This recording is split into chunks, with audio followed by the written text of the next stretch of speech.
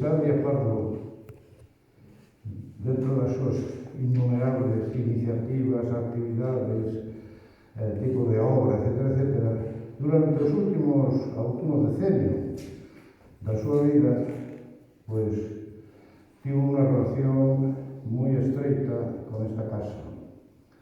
Xa que cando morreu don Antonio Fraguas, que era o presidente do Padroado, casi lle forzamos a aceptar a presidencia do Padroado do Museo do Pobrero.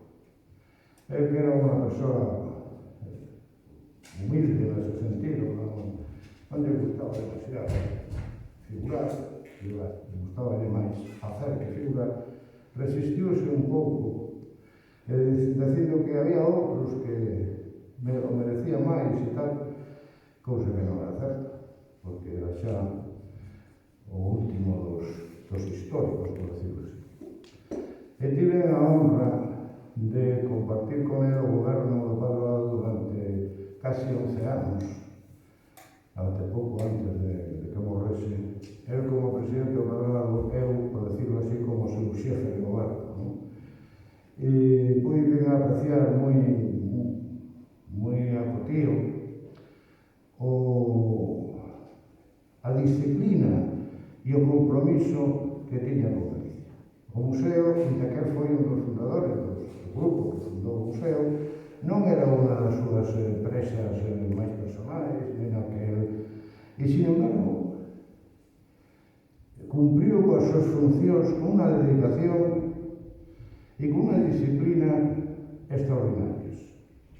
Ben é certo que non se metía moito no goberno do día a día, porque sempre decía, cando inauguraba unha exposición, miraba para onde estábamos Carlos García Martínez e Maseu, e decía sempre, aquí é que mandan son estes dous, eu non mando nada.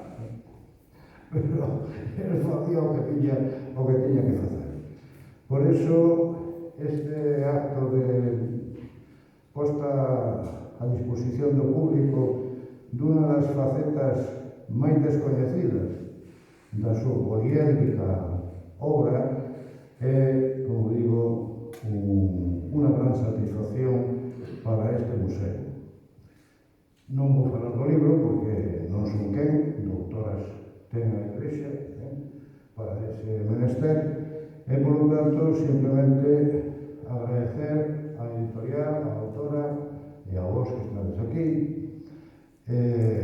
pois, que fagades posible esta enésima, pero non por eso menos merecida, lembranza e homenaxe á figura de Isaac. Gracias.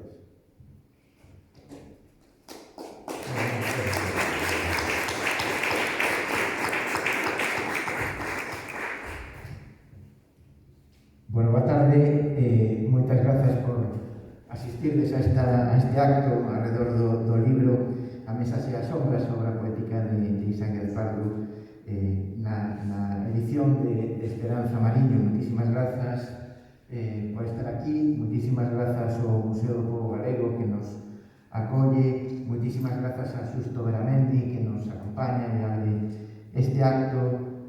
Por suposto, moitísimas grazas a Esperanza Mariño que fixo posible que hoxe teñamos nas nosas mans a obra poética de Isaac Díaz Pardo.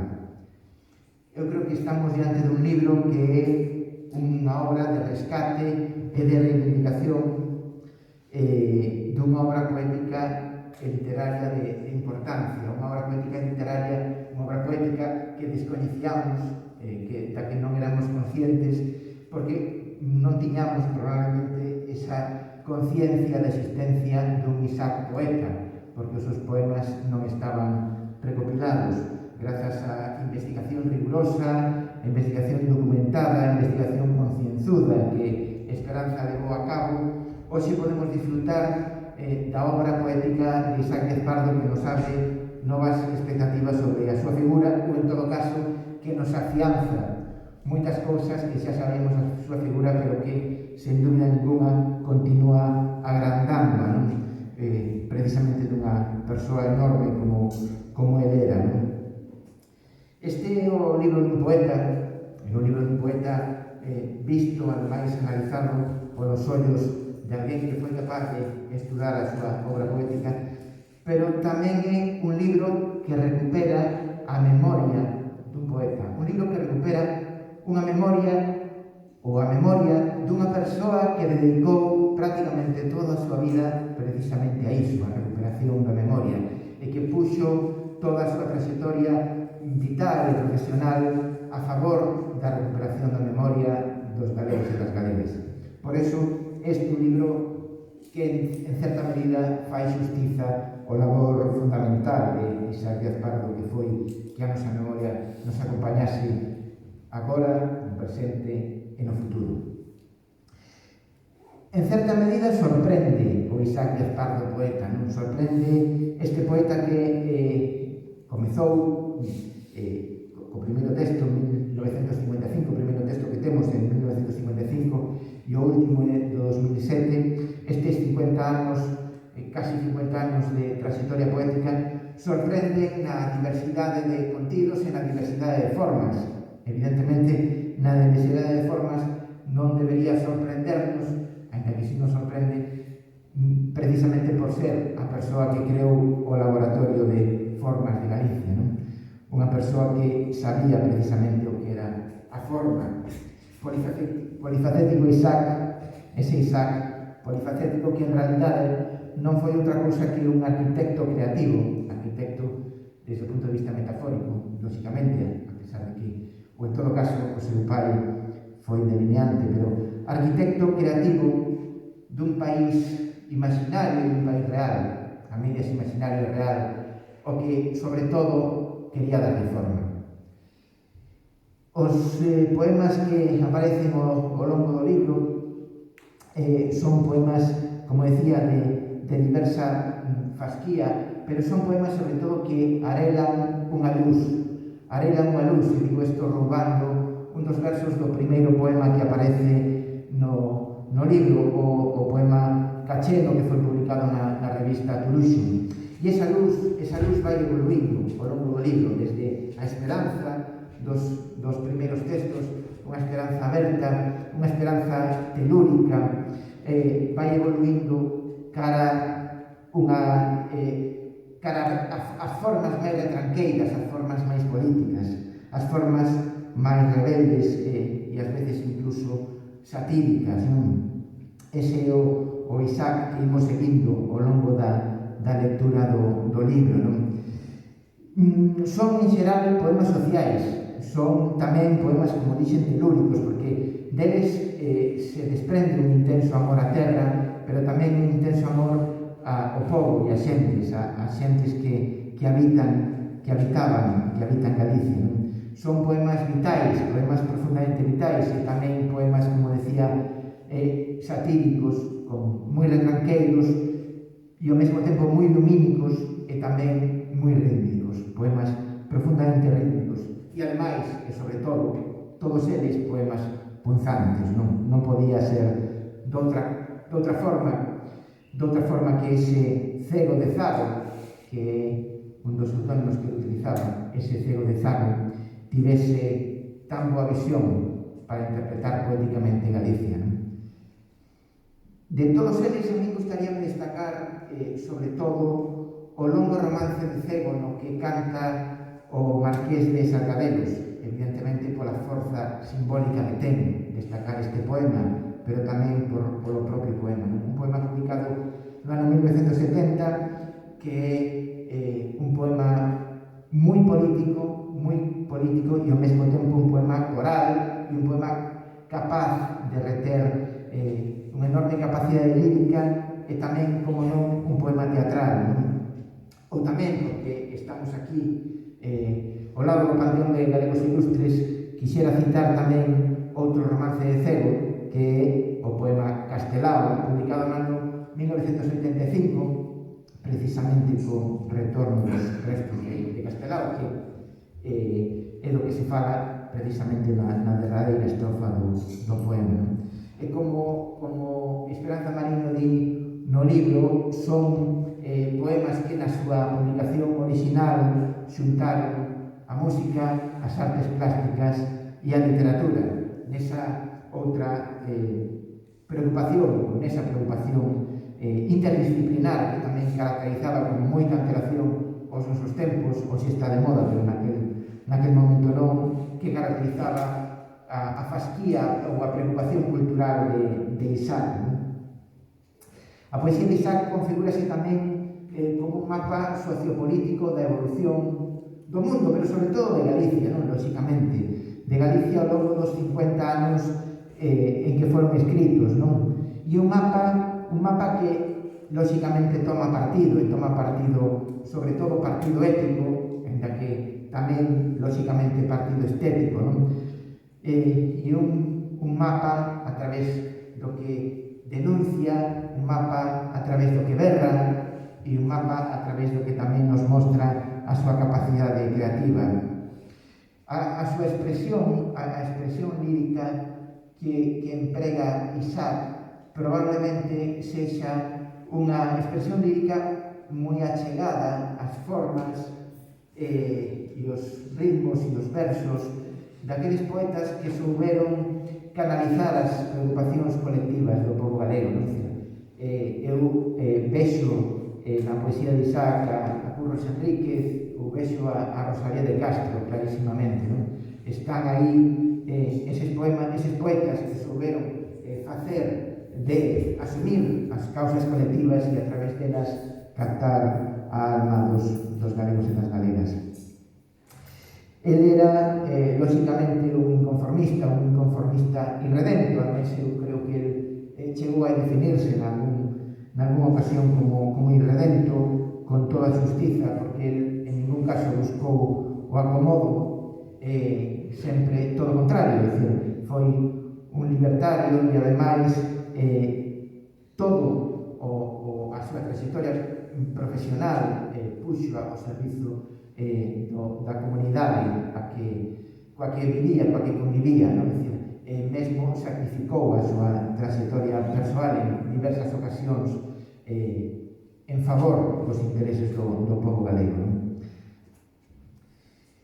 No ano 2006, cando foi nomeado presidente de honra da Asociación Galega de Editoras, eu tive o prazer e a honra de poder escribir e ler a Laudatio Pública.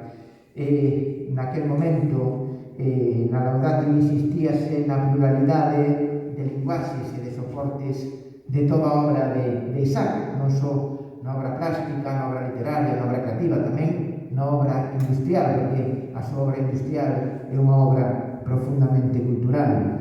Insistíase, decía, nesa pluralidade de linguaxes que califican, que definen a súa obra. E a súa obra pode ser definida tamén con palabras moi claras, palabras como cultura, como lucidez, como tradición, como modernidade, como compromiso, como dinamismo, como talento, como memoria e tamén como futuro, sen dúbida ninguna. E este libro eu creo que hoxe reafirma todas estas palabras, porque recuperando a súa memoria, recuperamos o noso futuro, e recuperando a través de Dicioso Castro, a memoria dos galegos e galegas, recuperou tamén o noso futuro, fixo posible que comprendamos que o futuro hai que facelo mirando sempre para o pasado. Así que falamos de palabras e remato xa, e eu creo que non hai palabras para agradecer este labor inmenso que Esperanza Mariño levou a cabo de forma abnegada para que todos e todas poidamos gozar e disfrutar desta obra poética de Isaac de Aspardo, dese enorme xigante que era Isaac, ou en palabras de Xosé Luis Méndez Ferrín, esa alma grande que era Isaac de Aspardo. Así que disfrutade da súa poesía e moitísimas gracias.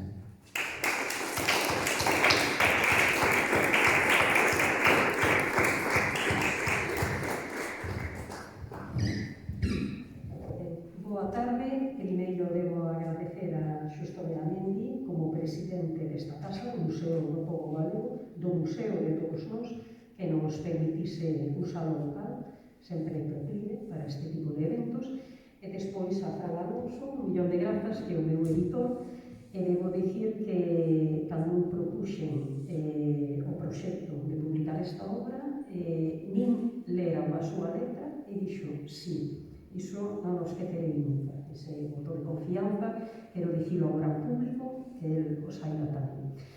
Despois disto, quero dar moitísimas grazas ao público. O público está formado por xente heteroxénea, pero boa parte dela é amiga miña, non? Tanto amigos como amigas.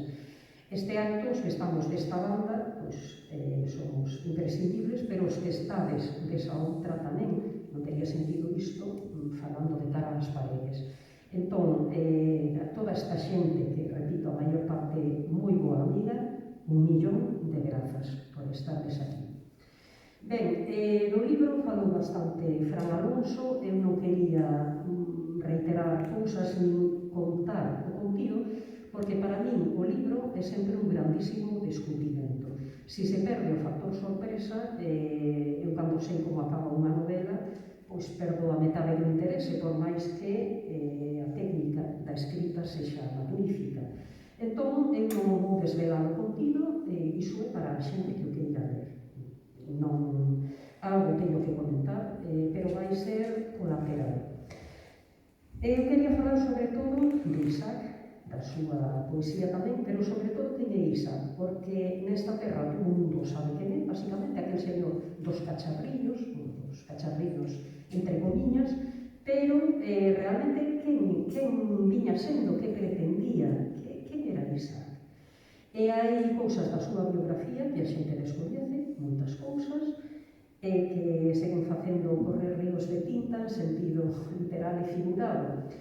Estaba vindo aquí comentando a anécdota, hai un tempo, pouco tempo, hai unhas semanas que enviei un artigo a Argentina, porque ali están editando, están elaborando un monográfico sobre o exilio galego. Pensade que hai pesos pesados da nosa cultura que estiveron ali ou ben na emigración no exilio, sobre todo no exilio. Pensade en Castelao, que é o noso vieiro, pensade en Luís Eoane, o xigante Seoane, e pensade en Isaac.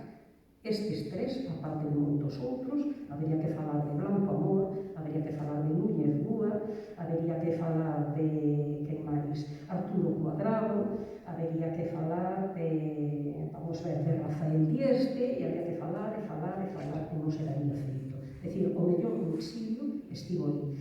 Para o ano dedicase o Día das Letras a Gurriarán, ele estivo en México, pero os de México e outros países foron unha minoría. Basicamente todos estaban en Buenos Aires ou arredores. Entón, cal é a anécdota na Argentina? Pois que nos censuraron tanto a Isaac como a mí. Na Argentina neste momento está habendo un goberno peronista e entón Isaac marcha para ali no ano 55, en concreto a finales de outubro de 1955. E o goberno de Perón fora derrocado en setembro do 55. Entón, a Isaac viñera a buscar literalmente a casa, a Sara, naquele momento, estamos nos anos 50, mediados, creara Cerámicas do Castro, que ainda non estaba Sarcapelos. Sarcapelos aparecería a partir do ano 63. E entón Núñez Búa, en representación da xente do exilio, é dicir, non viñera motu propio, sino que viñera como voceiro do exilio. Pedíalle a Isaac que fose alá, que vivise entre eles un tempo, que crease alá unha fábrica de cerámica tamén, e iso daría xerme no futuro a algo moi superior ao que era o Castro no momento. Entón, desde que lle manifestaron iso a Isaac, el quere ir, parece moi entusiasmado coa idea, porque ali era o soño da liberdade, que aquí non tiña. Pensade que Isaac era fillo dun fusilado. Fran Alonso estaba lembrando o seu primeiro poema, que era Cacheno. Cacheno é cacho, é anaco, é un trozo de algo previamente roto. Iso é metafórico, é certo, o mundo sabe que vivía aquí non moi lonxe de onde estamos, na Rúa das Hortas, como a súa familia, como o seu pai foi fusilado, un 14 de agosto, un dos primeiros fusilados que houve en Santiago, e a parte diso, como expoliaron todo o que había na súa casa, como a familia tivo que marchar enteira, é dicir, enteira non, porque o pai quedou tirado nunha beira da rúa, pero a nai, a irmá e el tiveron que marchar na Coruña. Isaac estivo oculto 6 meses confinado sin poder sair á rúa, porque o estaban buscando para matalo. Tiña tan só 15 anos. Entón, de aí que se autodenomine cacheno, porque é ese cachiño de algo que foi escachado e que xa nunca se puido recompoñer. Ben, pois, el di literalmente, cando Núñez lle propón ese proxecto para el apaixonante, di que sí, que está disposto, pero cando na Argentina haxa democracia, que el non está disposto a sair da ditadura franquista para caer na peronista, e moito menos aínda nunha que non coñece. Entón, puxen literalmente iso e censuraron, tiven que o retirar, nunca tal me pasara. Realmente pasei no mal eses tempos, porque non sabía que a Argentina estaba así, pero iso o que hai. Quer dicir que a democracia é un ben moi prezado e parece que tamén escaso, nun país en teoría democrático. Así que, despois de morto, Isaac está sempre censurado aínda. Aquí tivo moitísimos episodios de censura, por iso digo que a súa vida apenas se coñece. Antes dos cacharriños, el foi pintor afamadísimo, é un bo pintor, os seus cadros poden verse hoxe en día, e expuso en moitísimos sitios, por exemplo, en Madrid, en Barcelona, en Londres, con grandísimo éxito, e parece que a súa carreira de entrada estaba encaminhada como pintor. Pero aconteceu aí un episodio que moita xente ignora, e que cando el era un pintor tan afamado dentro de toda España e no resto de Europa tamén, Franco interesouse por ele. Lembrade que Franco naceu en Ferrol, e en Ferrol naceu o pai de Isaac, que era Camilo Díaz Mariño. E como hai moitas ironías na vida, vivían nun mesmo barrio e foron nun mesmo colexio. O colexio era un privado, chamábase Colexio de Aquí, había unha Coruña, outro en Ferrol, hoxe en día non existen, e era un colexio que ia xente non de elite, pero sí un certo nivel social, posto que era privado, había que pagar, non era gratuito. E ali, curiosamente, Camilo Díaz e Francisco Franco foron colegas e, en certo modo, amigos, non amigos da alma, pero sí que tiñan unha relación bastante cordial dentro do que cabe. Entón, co tempo, evidentemente, Franco soubo que Camilo fora fusilado e sabía que o seu fillo era ese pintor tan coñecido en toda España e en parte de Europa. Entón, inmediatamente, tivo un proxecto para él, e o proxecto era pintar a cúpula do Val dos Caídos. Realmente, Val dos Caídos é un nome franquista, tamén o nome real é Cuelgamuros. Entón, era pintar esa obra, era un dos mellores pintores de España no momento.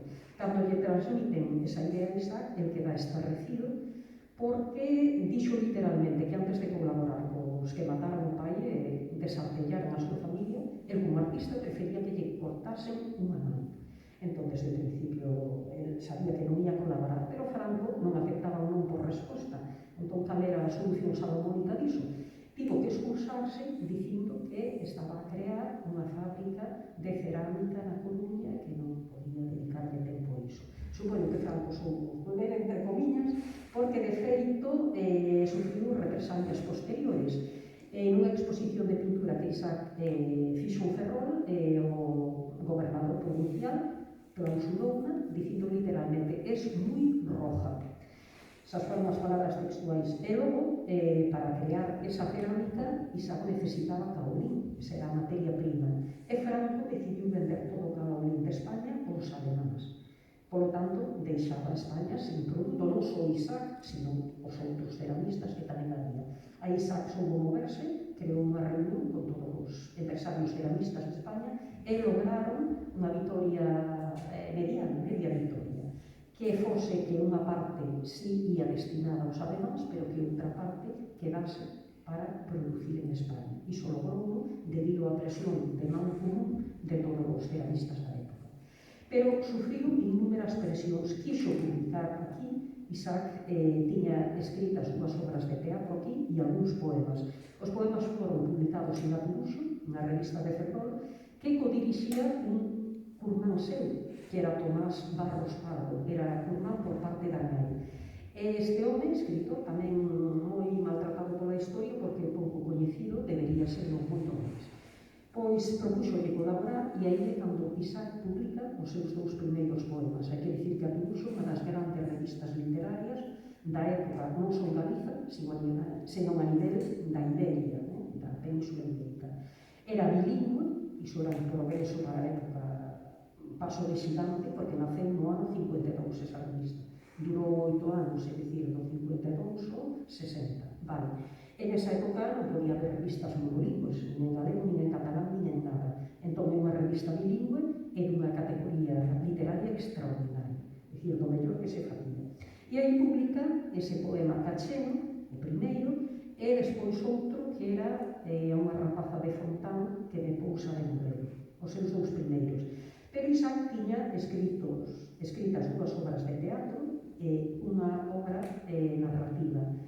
Presentounas a un amigo da familia por parte da muller, era unha familia distinguida, a muller era filla dun abogado de Sona, a parte dono dun pazo, é dicir, que por parte da familia da muller, pois había xente con posibles de certo rango na época. Ben, entón, presentalle un amigo que era censor na época, un amigo da familia política. E dille que de ninguna maneira pode publicar iso, non pode autorizarlo, que ademais non lle vai autorizar ninguén. E pídelle, por favor, que non lle conte a ninguén que el dixo iso, porque senón tamén meterían problemas o propio censor. De modo que Isaac de que aquí é imposible publicar, e Argentina supón tamén publicar no exilio. A ironía é que aquí non pode, e baixo a editorial de Luis Seoane, que crea varias ali, empezou a publicar as obras de teatro, que son o ángulo de pedra, Midas, e a súa obra narrativa, que é a única que ademais que escribe, precisamente publicase ali. Hai que lembrar que o labor de Seoane é inxente, gigantesco, é unha parte de Buenos Aires vive hoxe porque hai un roteiro sobre os murais de Seoane e son visitadísimos en Buenos Aires, entón é un peso pesado.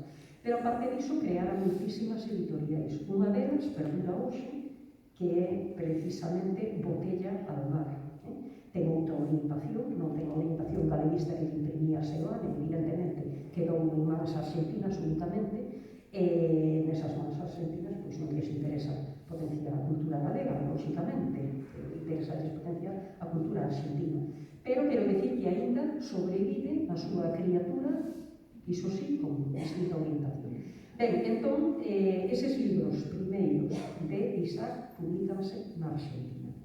El vive ali durante casi 13 anos, marcha no 55 e volta definitivamente no 68.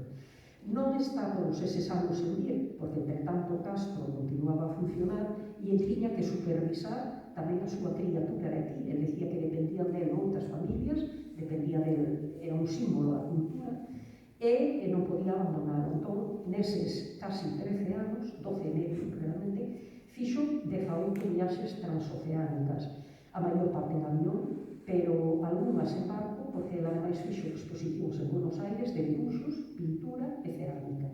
E todas esas pezas non podía levarlas na adega dun avión, tiña que transportalas en barco. Entón, esa foi a razón de que simultanease os dous medios de transporte. En fin, esa etapa na Argentina, el dixo que fora fundamental na súa vida. Porque fundamental, porque estaba co mellor do exilio. Lorenzo Varela, que non citei antes, e todos os que citei, Arturo Cuadrado, etc. Entón foi fundamental. De feito, Sargadelos, teóricamente, nace ali, e a súa editorial, Edicións do Castro, que foi imprescindible para a recuperación da memoria histórica, tamén nace ali porque ela aprende indirectamente, porque aprende moitísimo de Seoane como editor. Realmente, quen lle ensina as técnicas de edición e todo o proceso é Seoane. Entón, é fundamental para a cultura galega que Sargadelos posteriormente, en parte, tamén deriva da empresa de Magdalena. Magdalena está en unha vila que era hoxe en día uns 15.000 habitantes, está situada a 108 kilómetros de Buenos Aires e a uns 50 de La Plata. El quería terse centrado en Buenos Aires, quería vivir ali, porque era onde estaba o exilio, onde estaban Seoane e todos os seus amigos. Pero en Buenos Aires estaba moi difícil crear a fábrica, por cuestións de terreo, entón houve un gobernador de Magdalena que quería potenciar esa zona, que en aquel momento estaba máis abandonada. Realmente Magdalena é unha cousa curiosa, está a beira do río da Prata, un río escuro, así de Corterra, o río máis ancho da terra, todo isto. Era o vello territorio dos indios Tubichamení, que vivían en lagoas lacustres, porque periódicamente o río tiña crecidas e entón non podían establecerse en territorio fixo. Quero dicir que é un territorio casi terra incógnita, estou falando de 1955, non de hoxe en día. Entón, o gobernador da provincia interesouse polo proxecto de Isaac de crear esa fábrica de cerámica e ofreceulle uns terreos, ademais con privilexios fiscais. Entón, ele viu que realmente aí era factible establecer a fábrica, en Buenos Aires era prácticamente imposible. Esa foi a razón de que fose ali, pero dixo que a primeira impresión dele que fora tremenda, porque realmente sentíase na fin do mundo, de certo modo. Hai que pensar que no 55 as comunicacións non estaban agora, entón, eses 100 kilómetros de Buenos Aires eran como estar no medio da pampa solitaria ali abandonado. E nada, ali crea esa empresa próspera que saíu nos medios de comunicación argentinos, na prensa, na televisión, crearon unha escola de cerámica, incluso infantil, que logo vai ser o futuro obradoiro de verano que crean Santarelos, que era un ensaio previo, iso que querían precisamente os exiliados. Entón, tivo moito renome, e unha cerámica típica de ali, ainda se conserva hoxe en día, na exposición do Baiás, que estivo aquí cando a levaron. En maio, creo que pechou. Agora está na Coruña e posteriormente irá a Vigo. Ben, ali houve unha exposición tamén destas pezas, destas pezas, non de todas. Colaboraron moitos argentinos, ali moitos artistas, Geno, Lipamur, etc. E hai que dicir que Magdalena era un centro do exilio, pero tamén da intelectualidade argentina. Ali pasou a visitar moita xente galega, naquele momento Teo Pedrallo fora convidado a dar conferencias no Centro Galego, pasaron por ali, Neira Vilas pasaron por ali, etc. Xente que estaba indo e indo. A parte dos exiliados todos galegos que había na Argentina, estaban tamén ceramistas de tipo español, de tipo españoles, por exemplo, Fernando Arranz, que aquí non se coñece porque non hai memoria de moitas cousas, pero exiliado ali tamén, outro grandísimo ceramista, de feito que creou a escola de cerámica en Buenos Aires, e tamén era moi amigo del, etc. É dicir, sería inxente comentar todos os intelectuais que pasaron por ali, brasileiros, argentinos, etc. E así, hai que dicir que ele innovou moitas técnicas, por exemplo, Isaac en Magdalena creou un forno con unhas características, non son en química, nin en enxeñeira, entón, que era un pouco grande todo iso, pero unhas características que non tiña ningún forno da época e podía facer unha produción de pratos en serie que logo se utilizou aquí en Europa, pero realmente o pioneiro foi Isaac, mesmo en técnicas químicas. Isaac era un home polifacético, renacentista e ademais un xenio.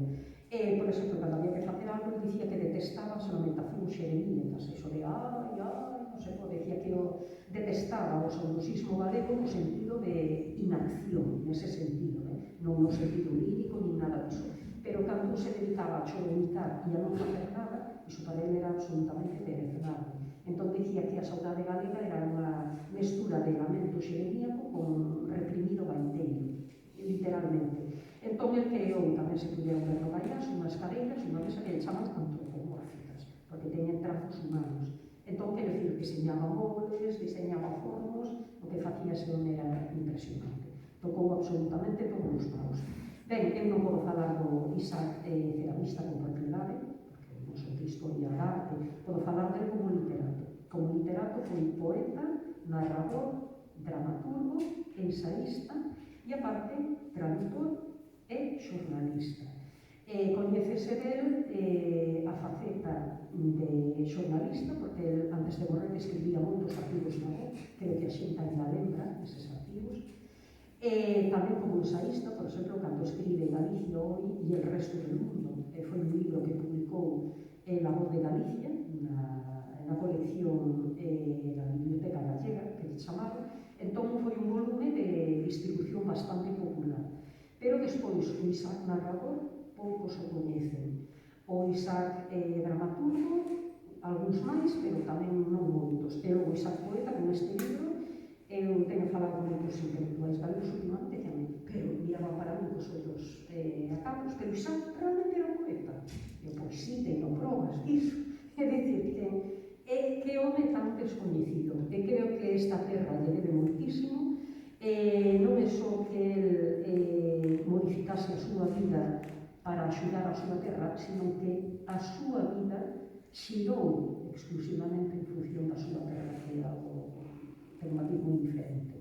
Entón, cando foi a Argentina, hai que ver o que ele deixou aquí, porque sacrificou a súa familia, tiña unha muller e 3 fillos pequenos. E tivo que deixalo todo e cruzar o Atlántico.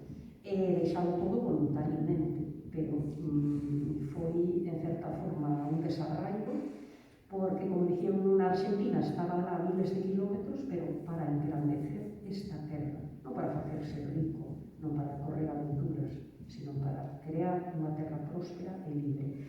Entón, eu digo sempre que Isaac era poeta máis poeta que ninguén, se nos referimos á etimoloxía grega, que ven de poietes, de aí ven a palabra poeta.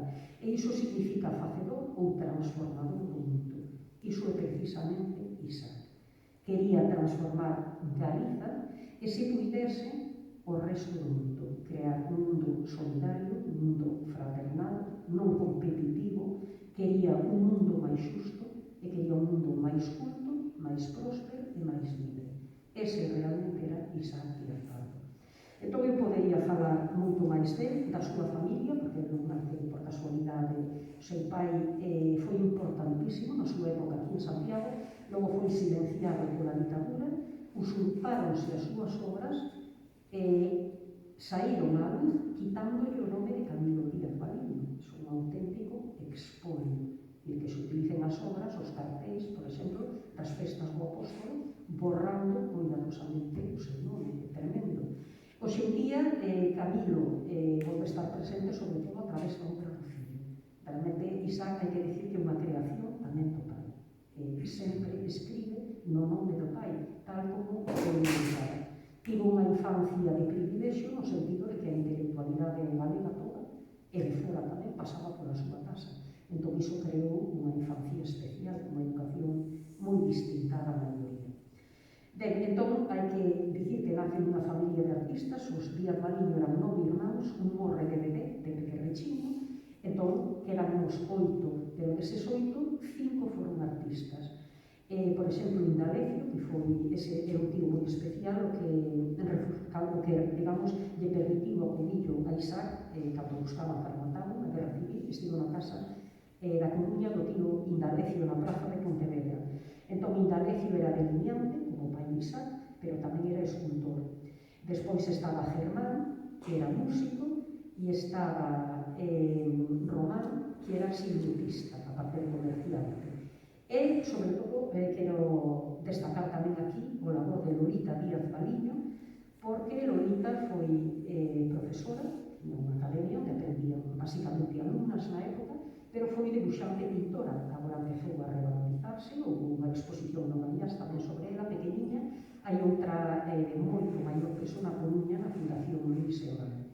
Non sei se agora está vigente aínda ou xa a quitaron, pero desde logo aí estivo bastante tempo, digo porque a Fundación. Entón, Lolita, quero tamén reivindicar aquí o seu nome, porque parece que tamén, despois da guerra, caeu un ostracismo. É unha das mulleres máis brillantes que tivo esta terra, e foi a primeira académica, a primeira muller académica en entrar na Real Academia Galega de Belas Artes. Entón, esa época entraron dúas mulleres, ela e a pintora, ela como pintora, claro, e tamén a outra pintora que era Carmen Corredoira. Entón, son as dúas primeiras mulleres da Academia de Belas Artes. Repito, entraron esa época. Non se sabe realmente cal foi destinada a primeira, porque unha leu un discurso, esta outra non está claro. En calquera caso, entraron as dúas un tempo. Entón, é moi importante tamén reivindicar a memoria, sobre todo a obra de Lolita, porque era magnífica. Lolita quería moitísimo o sobrino Isaac, inmenso, pero ideolóxicamente estaba noutra forma. E daquela muller podía ter sido máis feminista e tal, non era en estricto senso. As cousas son como son.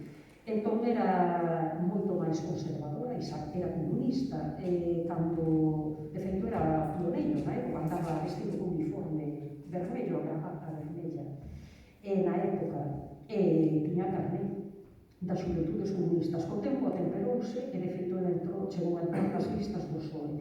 Pero a miña opinión foi que fixo concesións un pouquinho, porque o día máis, desde un punto de vista máis pragmático, realmente o corazón de Isaac foi sempre comunista, no fondo. E E en Campo da Pía, pois, esa cara non lle gustaba nada, chamáballe comunistita, xera nunha carta ao seu irmán Camilo, e dicía, que pena que Isa sea tan comunistita, pero é un buen niño, vale, despois defendía as virtudes de Isa. Quer dizer que ideolóxicamente non estaban na mesma corda, pero unha familia de artistas e dos máis brillantes desta terra. Entón, a parte de Isaac, reivindico aquí tamén os Díaz Valiño, porque estamos en eterna débeda con eles. Eu podería falar moito máis, pero creo que como presentación está ben. Entón, vou rematando, porque se me poño con Isaac, que podo estar aquí 7 horas seguidas, que non pode ser. Si queredes facer alguna pregunta, aquí estamos en confianza, maior parte, sodes amigos e amigas. Entón, se hai algo concreto, dicídeo, eu encantada de responder, e repito 1.000.000 de grazas a todo o mundo, por cada quen, pola parte que le corresponde, por estardes e estarmos todos aquí. Grazas a vos.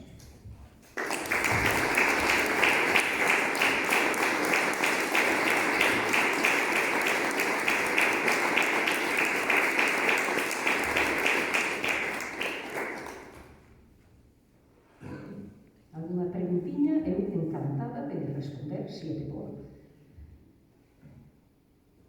Sí? Boa tarde.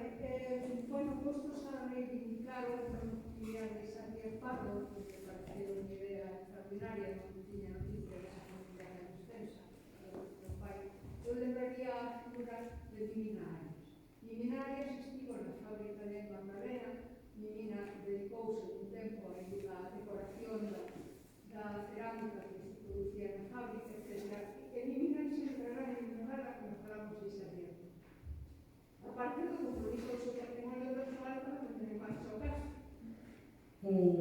Vamos ver, eu aquí estou falando de artistas en estricto senso, entón, Mimina foi diseñadora de xoias en concreto. Isto, por exemplo, un deseño de Mimina, non é de Isaac, pero entrou aí a través de Isaac, é dicir, tamén é un privilexio que la tiña porque pola cercanía a él, simplemente, outra persoa, pois non entrarei porque estaba máis distante. Entón, eu reivindico aquí Camilo, porque Camilo era extraordinario. Non quería pararme nel, pero Camilo era tamén poeta, narrador, cartelista, debuxante, pintor, e aparte delineante no Concello de Santiago. Entón, falo de Lolita Díaz Valiño, porque é unha académica que recoñeceu Galiza no seu momento, das mulleres máis brillantes da súa época. Agora, Mimina aí, con todos os respectos, eu coñecín a Mimina, trateina un pouquiño, menos do que me teria gustado, pero tamén. Mimina non é unha artista en estricto senso, entón eu podo falar aquí tamén dos fillos de Isaac, esta saga familiar, porque a parte de Lolita, foi membro desa Real Academia Galega de Belas Artes, Indalecio, o tío Indalecio, que se refuxiou na Coruña, importantísimo na vida de Isaac. O que agachou 6 meses sin poder sair á rúa tamén foi da Real Academia Galega de Belas Artes. E hoxe en día continúa a tradición o fillo menor de Isaac, que é Xosé Díaz Arias de Castro. Pero claro, se non me poño aquí a reivindicar a muller, os fillos, etc., non dou feito. Entón, con todos os respectos, Mimina foi importante na vida de Isaac, foi fundamental, porque foi un apoio moral. E non é fácil ter unha home na Argentina e ela remar con 3 fillos aquí soa. É dicir, ela tivo que aceptar tamén esa separación, etc. Entón, a nivel biográfico é fundamental. Agora, en Galiza, a nivel artístico, a relevancia de Mimina é fundamental?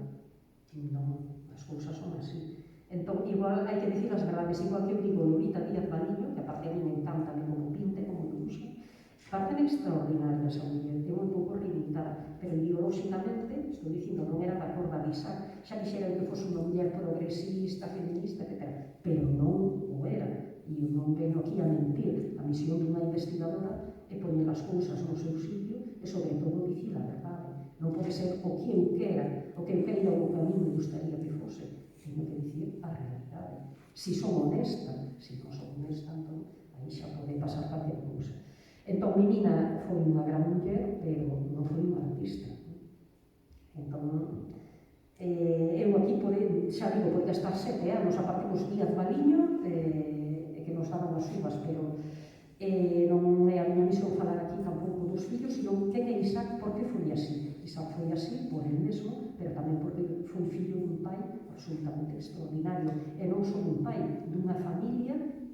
5 artistas relevante na Galiza da época.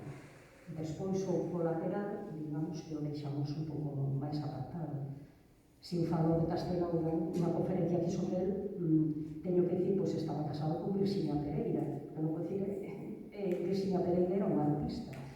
Non pode ser, vale? Entón, Mimina foi fundamental na súa vida e fixo moitas renuncias por iso. Non era fácil ser muller de Sá, tampouco, polas circunstancias, pero non é unha artista, vale? Entón, intento delimitar, pero está ben que se comente aquí a súa familia, tamén os fillos.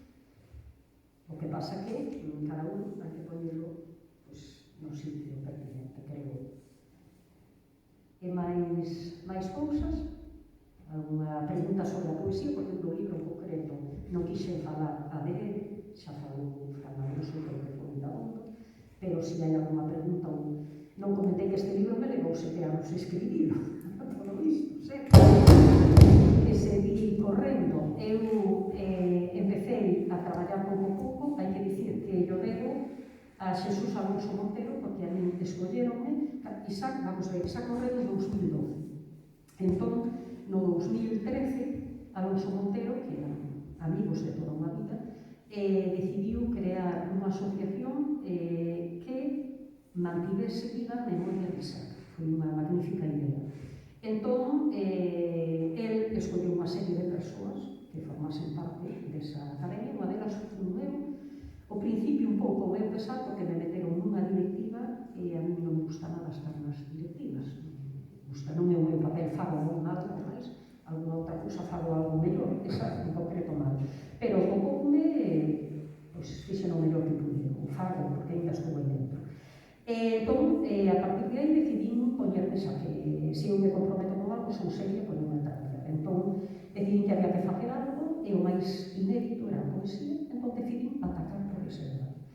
Empecé publicando artigos, os poucos, primeiro os poemas eses de Arduxo, se foi un artigo, despois viñeron os cartéis de cebo, e así sucesivamente, deime de conta de que había un campo bastante vasto e aparte super interesante e inédito, porque nunca ninguén traballaba neste país sobre a poesía de Isaac. Entón, dixen, isto ten que ser xa. E aí empreguei 7 anos. Entón, non me arrepito de nada, polo contrario, foi un descubrimento sobre Isaac e sobre a miña terra impresionante. Teño anécdotas para contar de todo tipo. Esta última foi a Argentina, a censura, pois eu tamén fui censurada agora. Teño no meu haber de Isaac non digamos, ainda despois de morto. Ben, pero foi unha cousa frutífera que a mí me pareceu maravillosa. A investigación foi increíble, pasei noites sin dormir ás veces, pero o descubrimento foi impresionante. Entón, deu-me moito este libro, moitísimo, a pesar do gran sacrificio. Pero creo que é un libro necesario para esta terra, si que quere ter memoria, e por Isaac, pois, estou disposta a seguir investigando no futuro, algo que me produce moitísima alegría e moita motivación, porque me parece super interesante. Non o acabo de coñecer ainda de todo, e cada vez é un descubrimento, unha revelación, e pareceme maravilloso investigar sobre ele, na verdade. Bueno.